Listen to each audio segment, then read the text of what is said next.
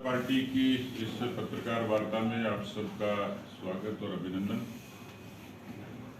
जिस मंतव्य के लिए मैं आया हूं उसकी जानकारी हमारे मीडिया के प्रमुख ने आपके बीच में रखी है। केंद्रीय बजट के बाद में प्रदेशों के बजट की घोषणा होती है। बजट के बारे में एक सामान्य सी जो सोच और धारणा है वो अकाउंट्स और बैलेंसिंग तक सीमित होती है। कितना पैसा आया और कितना खर्च हुआ। लेकिन अब धीरे धीरे जिस तरीके से लोकतंत्र परिपक्व होता चला गया तो बजट के बारे में भी उसकी दूरदर्शिता पर फोकस सरकारें करने लगी। यूं तो 1952 से लेकर आज तक एक परिपाटी केंद्र से लेकर राज्यों तक होती रही है, लेकिन अब क्योंकि समय बदल गया और बहुत जल्दी से जनरेशन भी बदली है। आज हम लोग आर्टिफिशियल इंटेलिजेंस के युग में हैं, रोबोटिक्स के युग में हैं। इसलिए किसी भी सरकार की, भले वो राज्य सरकार हो या केंद्र सरकार हो, उसकी नीतियां उसी के संगत हों। लेकिन एक विरोधाभास ये भी है कि भौतिकता और इतने विकसित विज्ञान के युग में भी भारत में अभी बुनियादी विकास ये अभी भी चुनौती बनी हुई है। 140 करोड़ की आबादी को सड़क, स्वास्थ्य, शिक्षा, रोजगार और उससे जुड़े हुए तमाम चीज़ों की सुविधा सरकार उपलब्ध कराए। इसलिए बजट अब एक ऐसा विस्तृत दस्तावेज हो गया जिसमें किसी सरकार का एक आईने की तरह होता है, प्रतिबिंब की तरह होता है कि सरकार की नीति क्या, सरकार की नीयत क्या है।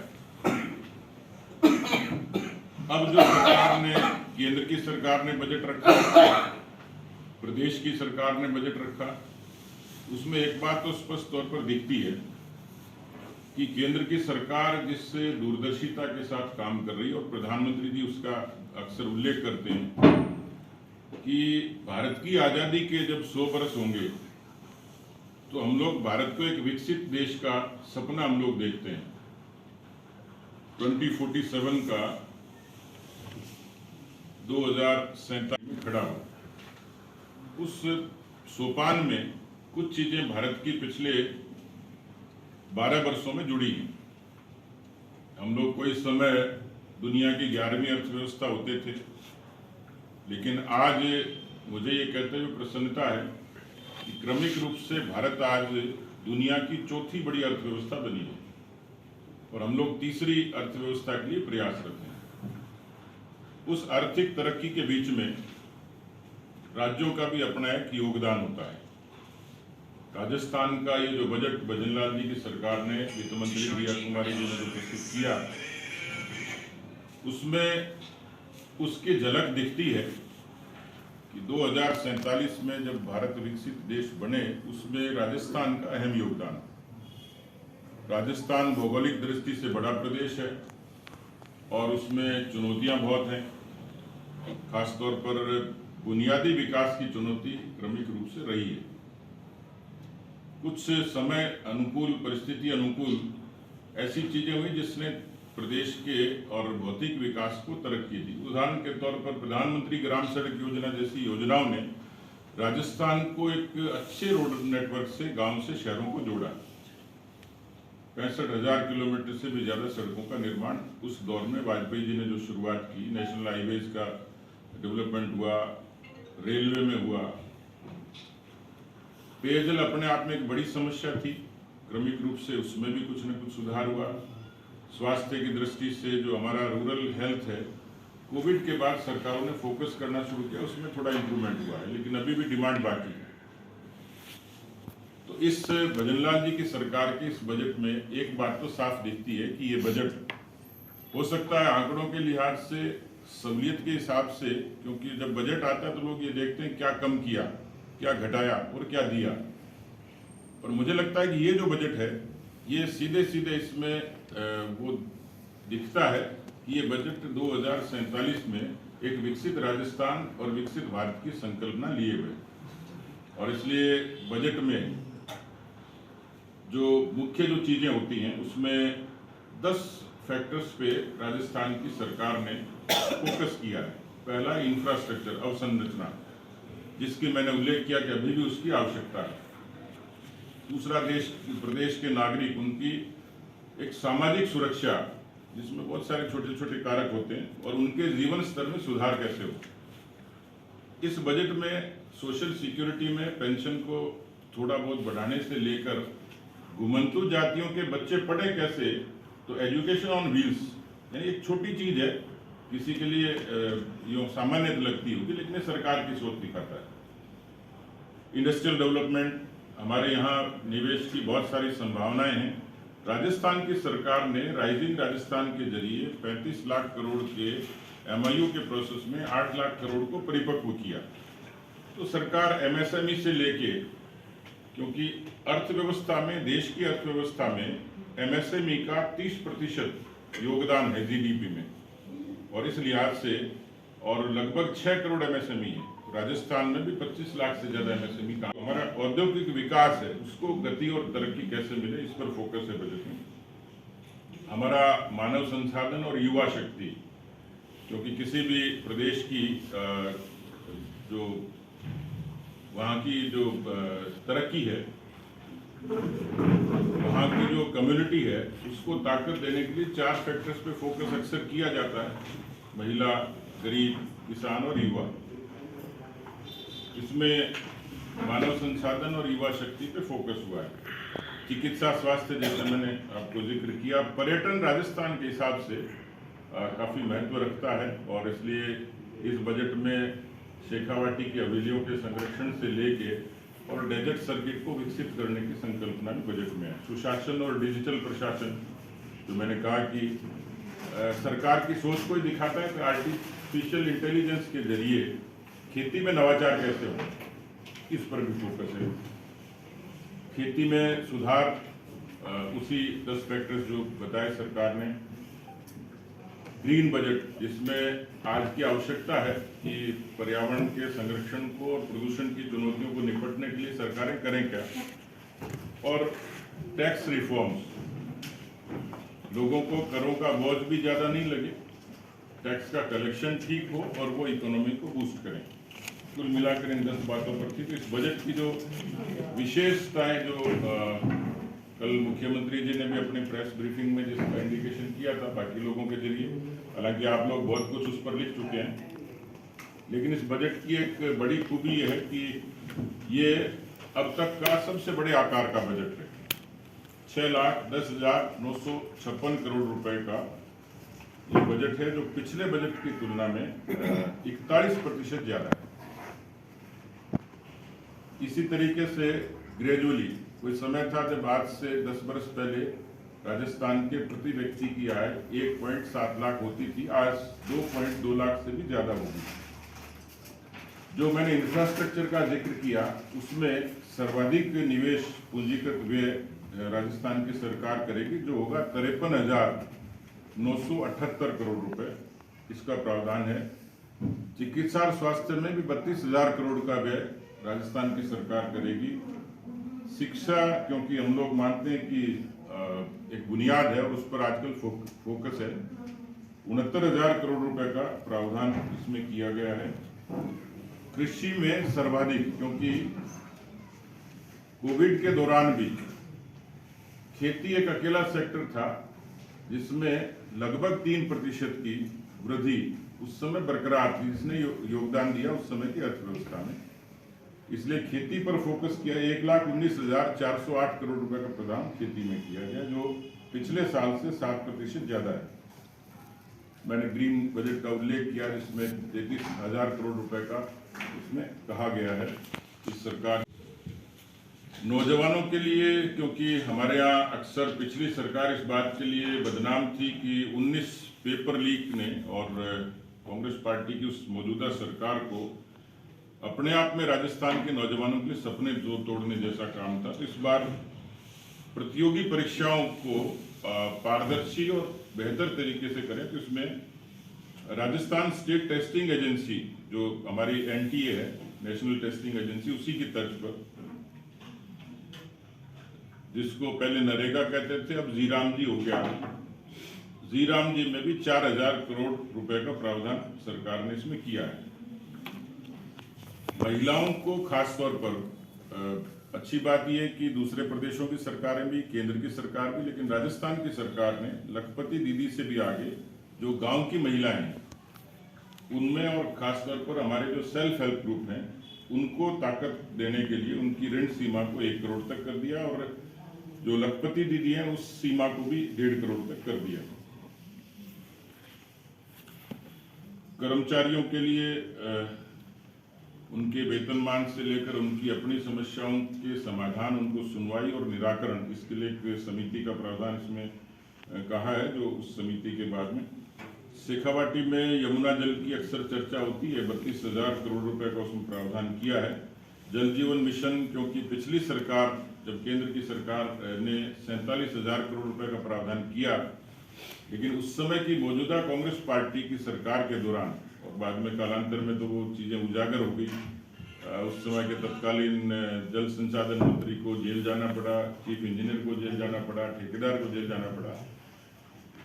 ये एक किस्म से बात तो लोकतंत्र की जाती है, लेकिन किस तरीके से केंद्र की प्रवर्तित योजनाओं को विफल करने की साजिश पिछली बार रची गई, और जल जीवन मिशन को ठीक तरीके से मूर्त रूप नहीं दे पाई पिछली कांग्रेस पार्टी की सरकार। लेकिन इस बार की सरकार ने इसमें 45,000 करोड़ रुपए का प्रावधान करके 65,500 गांवों को जोड़ने का और इसमें लक्ष्य दिया है। एक बड़ी बात, क्योंकि हमारे यहाँ सड़कों की डिमांड राजस्थान में लगातार बनी रहती है, हालांकि क्रमिक रूप से 250 की आबादी तक भी जोड़ने का लक्ष्य सरकारों ने अलग अलग समय पर लिया, जोड़े भी, लेकिन इस बार सरकार ने और भी बहुत महत्वाकांक्षी तरीके से 42,000 किलोमीटर राजस्थान में सड़कों का विस्तार किया जाएगा। सरकार ने प्रतिबद्धता दिखाई है। कुल मिलाकर इस बजट को मैं कह सकता हूं कि 4 बातों पर फोकस किया, कि जो सामान्य व्यक्ति है, महिला है, युवा है और खेती से जुड़े हुए जो चीज़ें, उन पर फोकस करके इस बजट को आपके समक्ष रखा है। मेरे ख्याल से जो बजट की जो बुनियादी बातें थी, क्योंकि आप लोग इस पर चर्चा कर चुके, बहुत कुछ लिख चुके, इसलिए जो मुख्य फोकस करने वाली चीज़ें थी, लेकिन मैं ये मानता हूँ कि बजट के सारे विश्लेषण और सारी चीज़ों की चर्चा के बाद ये ज़रूर लगेगा एक आम आदमी में भरोसा पैदा करने वाला बजट है। और इसमें आंकड़े नहीं हैं, लेकिन एक विश्वास इसमें दिखता है, एक प्रगतिशीलता दिखती है, एक भरोसा दिखता है कि आने वाले समय में इस बजट से राजस्थान के विकास को गति मिलेगी। पुनिया साहब, जो अभी घोषणाएं हुई है काफी अच्छी घोषणाएं हैं।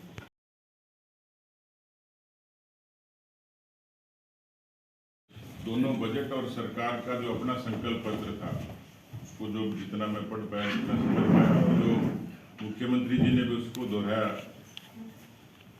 एवरेज लगभग 80 से 90% जो डिक्लेरेशन थी उस पर काम चल रहा है, या काम कई जगह हो भी गया। जो आपने कहा, मैं इसको क्रॉस चेक करूंगा, लेकिन इतना मैं कह सकता हूं उदयपुर की जनता के लिए कि जो घोषणाएं हुई हैं वो यकीनन मूर्त रूप लेंगी। मुझे लगता है कि उसमें तकनीकी रूप से मैं, क्योंकि स्पेसिफिक में उसके बारे में मुझे पूरी जानकारी नहीं है, लेकिन इतना मैं कह सकता हूं कि जब मैं इस प्रेस कॉन्फ्रेंस में बैठा हूं, सवाल आपकी तरफ से आया है, तो जो घोषणा सरकार की तरफ से हुई है उदयपुर के हक में, मैं अभी इस बजट में भी देख रहा था, काफ़ी कुछ चीज़ें हैं जो उदयपुर के यहाँ के उन्नयन के लिए उन्होंने सड़कों से लेके, आरओबी से लेके और इंफ्रास्ट्रक्चर से लेके, तो मुझे लगता है कि काफ़ी कुछ प्रावधान हैं, और ये तो संभव ही नहीं है कि जो कहा वो करेंगे नहीं। इतना मैं कह सकता हूँ कि उसको मैं अपनी तरफ से भी व्यक्तिगत तौर पर भी गुजारिश करूँगा कि उसमें कहाँ दिक्कत आई, लेकिन इतना भरोसा दे सकता हूँ मैं उदयपुर की जनता के लिए कि वो निश्चित रूप से धरातल पर आएंगे। ऐसा है कि जैसे बजट तो एक तरीके से प्रदेश के अंदर झीलें सबसे ज्यादा उदयपुर में है जी, हाँ, लेकिन उदयपुर में प्राधिकरण जयपुर में है। अच्छा, उदयपुर के लिए आप लोग कह रहे हैं उदयपुर में झीलें हैं, यहाँ पे वाटर स्पोर्ट्स नहीं है। है उदयपुर में हाईकोर्ट की डिमांड 4 दशक से हाईकोर्ट बेंच की डिमांड चल रही है, अब तक कुछ नहीं हो पाया। हमारे यहाँ से गृह मंत्री रहे हैं, हमारे यहाँ से विधानसभा अध्यक्ष रहे हैं, और लेकिन अब तक उसके लिए कोई काम नहीं हुआ। मेरे ख्याल से ये जो बजट रखा गया है उसके बाद में जब मुख्यमंत्री रिप्लाई करते हैं उसमें बहुत सारी चीज़ों की गुंजाइश होती है, क्योंकि एक तो बजट जब तैयार होता है, हालांकि इस बजट में भी बहुत एक्सरसाइज हुई है, विधायकों से लेके आम लोगों से लेके संस्थाओं से लेके कुछ सुझाव लिए जाते हैं। आपकी बात पहुंचा सकता हूं कि रेल विकास प्राधिकरण की योग्य जगह उदयपुर है। मैं कोशिश करूंगा कि यहाँ के जनप्रतिनिधि मुख्यमंत्री हो गए तो मैं भी पैरवी करूंगा। हाईकोर्ट बेंच सब 4 दशक से डिमांड चली आ रही है। हमारे यहाँ से अधिवक्ता शांतिलाल चपड़ो जी खुद विधानसभा अध्यक्ष रह चुके हैं सर, क्योंकि हमें हमेशा हर बजट में लॉलीपॉप भी मिलती है और हर बार जब चुनाव आते हैं तब कहा जाता है कि अगली बार हम आए तो ऐसा करेंगे, लेकिन अब तक कुछ नहीं हुआ। 4 दशक हो गए, सारी सरकारें आ गई। सर 3 वकील साहब शहीद हो चुके हैं आंदोलन में। 44 साल से सर ये है, 44 साल हो गए इसको। अभी अध्यक्ष जी हमारे देखिए, वकील साहब इसमें केवल जनता का पक्ष नहीं है, केवल सरकार का पक्ष नहीं है, क्योंकि ये न्यायिक व्यवस्था से जुड़ा हुआ मसला है, इसलिए उस व्यवस्था का भी अपने आप में इसकी भूमिका है। हर बार सर यही आश्वासन मिलता है। कुछ न कुछ तकनीकी चीजें रही होंगी, नहीं तो हर बार यही सर, यहाँ की जनता ने हर बार भरोसा करा है भाजपा के ऊपर, पर इस बजट में उदयपुर शहर को जो मिलना चाहिए था ऐसी कोई माकूल व्यवस्था उदयपुर शहर को नहीं मिली है। 8 करोड़ रुपए आप लोगों ने जो है तार हटाने के दिए अंडरग्राउंड वायरिंग के लिए, जबकि उदयपुर शहर के 18 वार्ड जो है वो ऑलरेडी स्मार्ट सिटी के अंडर में आ रहे हैं। वहाँ 100 करोड़ के लगभग का बजट था, पर अब तक तार जो है वहाँ झूलते हुए दिखाई दे रहे हैं, जबकि स्मार्ट सिटी का प्रावधान था कि अंडरग्राउंड वायरिंग होगी। उदयपुर का मैं अभी देख रहा था सुपरफिशियली, क्योंकि मैं एक स्पेसिफिक एरिया के हिसाब से नहीं देखा, यहाँ के जनप्रतिनिधि ज्यादा योग्य जवाब दे पाएंगे, लेकिन एक डिमांड थी आयड के थाने की, क्योंकि उस जगह काफी लॉ एंड ऑर्डर की सिचुएशन थी और सिग्नल फ्री जो सरकार ने कमिटमेंट दिया है, तो उदयपुर के ट्रैफिक के लिहाज से मुझे लगता है कि उसका काफी उदयपुर को फायदा मिलेगा। जो तार हैं ये अपने आप में परेशानी का कारण है, यदि अंडरग्राउंड केबलिंग होती है तो उसका लाभ शहर को मिलता ही है। कुछ और भी स्पेसिफिक चीजें मैं देख रहा था कि पहले 100 करोड़ रुपए दिए, वो तार अभी तक अंडरग्राउंड नहीं हुए हैं, तो ये बार-बार अभी क्यों करवा देंगे, उनको जल्दी करा देंगे। सर डोटासरा जी ने आरोप लगाया कि पिछले बजट की 26% घोषणाएं अभी तक धरातल पर नहीं आ चुकी है। ईआरसीपी के लिए इस बजट के अंदर कुछ नहीं किया गया है। ईआरसीपी का काम चल रहा है। ईआरसीपी बजट से बंदी भी नहीं है, वो सरकार का अपना कमिटमेंट है। ईआरसीपी के बारे में कह सकता हूँ कि ईआरसीपी भारतीय जनता पार्टी के इसी कार्यकाल में पूरा होकर उस पर काम चल रहा है।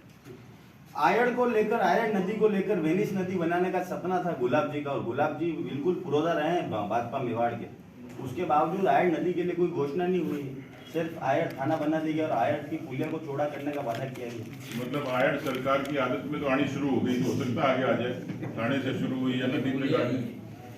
तो विपक्ष ने इस बजट को जुमला भी बताया है।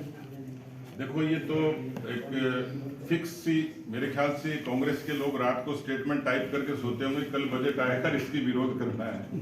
तारीफ की तो उम्मीद कर ही नहीं सकते हैं।